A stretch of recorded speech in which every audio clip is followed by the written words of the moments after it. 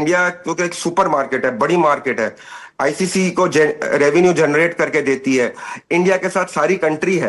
यानी कि पिछवाड़ा धोने के लिए पानी बंद हो गया और खाने के लिए आटा बंद हो गया हमारा।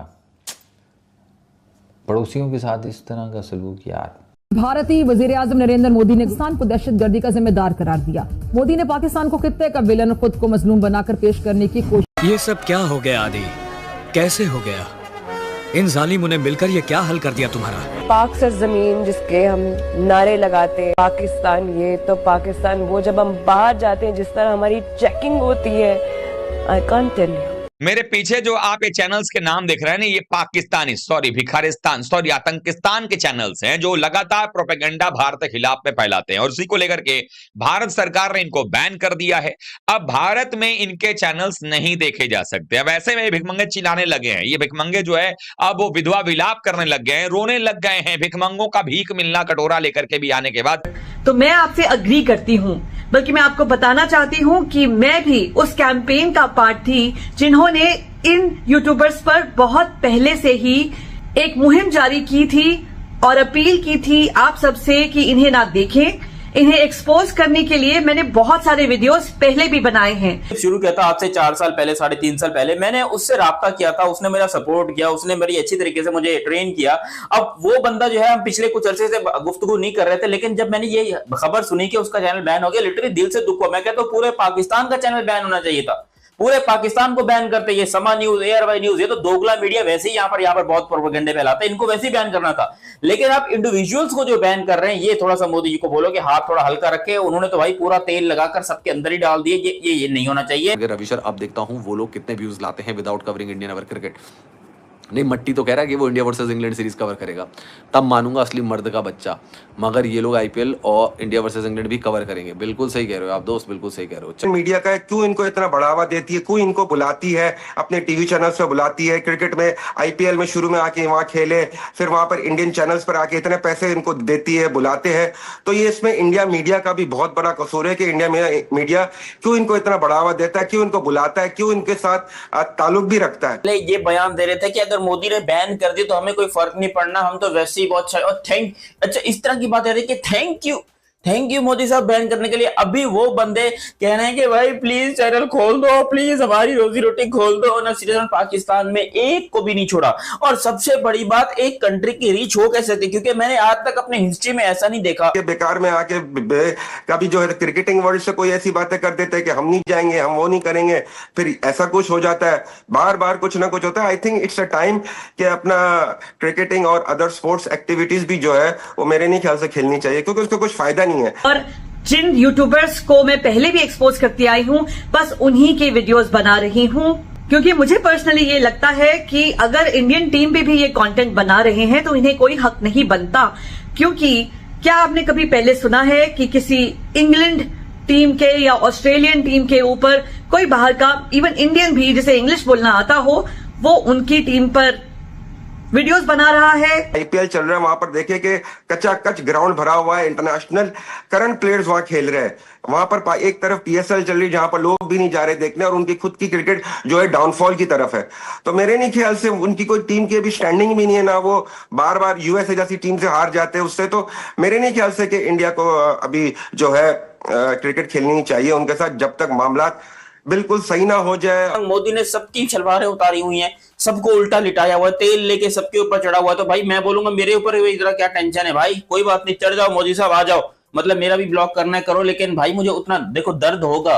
हेलो दोस्तों, यह जब से पाकिस्तान के यूट्यूब चैनल बैन करे तब से देख सकते हो पाकिस्तानी मीडिया किस तरह से भुख रहा है, और फीजा खान उनकी मीडिया में बैठ के किस तरह से भारत के बारे में बुरा भला कह रही है, आरोप लगा रही है भारत के ऊपर। ये सब पगला गए हैं जब से इनके यूट्यूब चैनल बैन हुए, क्योंकि इन सबको पता है जो भी कमाई होती थी भारत से ही होती थी। पाकिस्तान के लोग इन्हें देखते ही नहीं थे, जो व्यूवरशिप आती थी इंडिया से ही आती थी, क्योंकि सबसे ज्यादा आबादी इंडिया में ही है और यूट्यूब भी सबसे ज्यादा इंडियन ही चलाते हैं। और देख सकते हो इंडिया का इंटरनेट डाटा कितना सस्ता है, हर कोई अफोर्ड करता है इंटरनेट को। और वहीं जब से ये बैन हुआ है यूट्यूब चैनल, इन लोगों की कमाई रुक गई और यहाँ तक कि इनको हर जगह से बैन कराया गया है। यहाँ तक कि ट्विटर से भी बैन कर दिया है इन्हें, कहीं भी इन्हें देख नहीं पाएंगे अब लोग। तन्वी अहमद, शोएब अख्तर, शाहिद अफरीदी, ये BBN स्पोर्ट्स, फीजा खान, हर कोई बैन है इस टाइम और पूरी तरह से पागल हो चुके हैं अपनी मीडिया में बैठ के। कोई व्यू नहीं आ रहे, इतने कम व्यू आ रहे हैं। यहाँ पर इनके 5 लाख 6 लाख 7 लाख सब्सक्राइबर लेके बैठे हैं और व्यू आ रहे 2000 3000 सिर्फ। सारे सोच रहे थे कि जो पहलगाम हादसा हुआ था उसके बाद भारत की गवर्नमेंट पाकिस्तान में हमला कर सकती है, पर यहाँ तो भारतीय गवर्नमेंट ने डिजिटल स्ट्राइक कर दी पाकिस्तान के ऊपर। उन पाकिस्तानियों को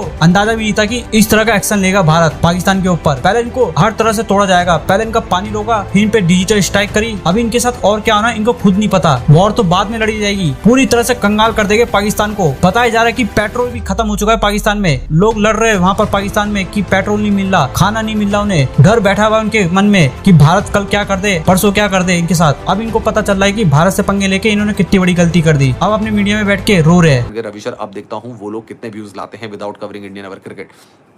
नहीं, मट्टी तो कह रहा है कि वो India versus England series cover करेगा, तब मानूंगा असली मर्द का बच्चा। मगर ये लोग IPL और इंडिया वर्सेस इंग्लैंड भी कवर करेंगे। बिल्कुल सही कह रहे हो आप दोस्त, बिल्कुल सही कह रहे हो। चर्चित कंटेंट कह रहे हैं भाई, लगता है आपका चैनल होम मिनिस्ट्री देखती है। कल मैंने सुपर चैट में जिक्र किया, हानिया की बात की, उसके 2 घंटे बाद बैन हो गया उसका इंस्टा। भाई हल्के में मतलब दोस्त हमको। चर्चित कंटेंट हाफिज मोहम्मद इमरान, अच्छा उनका नहीं हुआ है, पता नहीं हाफिज का मुझे नहीं पता। ऑल द कॉमन मैन नया चैनल भी खोल लिया। I know only the common man, अनुरूप विश्वाल आई नो। तो ये इसमें इंडिया मीडिया का भी बहुत बड़ा कसूर है कि इंडिया मीडिया क्यों इनको इतना बढ़ावा देता है, क्यों इनको बुलाता है, क्यों इनके साथ ताल्लुक भी रखता है। मेरे ख्याल से जो पहलगाम में हुआ, दिल मतलब दिल तोड़ दिया, मतलब कि दिल के आंसू निकलने लगे। और ये हमेशा हिंदुओं के खिलाफ क्यों होती है चीजें। बीइंग अ सनातनी धर्म बिलोंग टू, और मैं I am a proud Hindu, तो मैं हमेशा इसके लिए आवाज उठाता रहूंगा। जो हुआ बहुत गलत हुआ और इसके लिए पूरी दुनिया इसके खिलाफ है कि टेररिज्म नहीं होनी चाहिए। और क्योंकि पाकिस्तान से कोई इसका कंडेम भी नहीं किया गया और फिर बाद में बोला गया कि अपना ये तो फ्रीडम फाइटर थे। क्या फ्रीडम फाइटर क्या सिर्फ हिंदुओं को मारेंगे, हिंदुओं के साथ ऐसा सलूक करेंगे? आई थिंक इस पे स्ट्रिक्ट से स्ट्रिक्ट एक्शंस भी लेना चाहिए इंडियन गवर्नमेंट को। और इसमें बहुत सारी ऐसी चीज है कि यहाँ पर हम देखते हैं कि यहाँ पर अभी USA के अंदर एक बीफ पार्टी ऑर्गेनाइज की गई थी, जहां पर इंडियन गवर्नमेंट में जिन लोगों को साइडलाइन किया हुआ है, उसको जो किया है ब्लैक लिस्ट में डाला हुआ है, उनके साथ बॉलीवुड एक्टर ऋतिक रोशन पार्टी करते हुए नजर आया। और जहां पर हमारे भगवान के भजन वगैरह चलाए गए और जो है होली के नाम के ऊपर एक फेस्टिवल किया गया, एक खाली एक दिखावा था।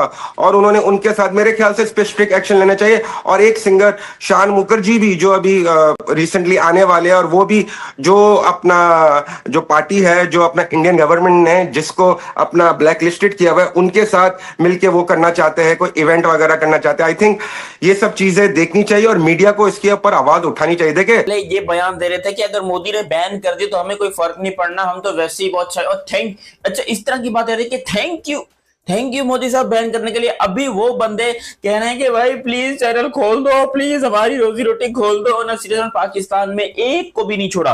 और सबसे बड़ी बात, एक कंट्री की रीच हो कैसे थी, क्योंकि मैंने आज तक अपने हिस्ट्री में ऐसा नहीं देखा। मेरे को तकरीबन कोई 16 या मैं समझ लो कि 6 साल तो कम से कम यूट्यूब होगा, और 16 साल से मैं ये मीडिया वगैरह को देख रहा हूँ बड़े अच्छी तरीके से।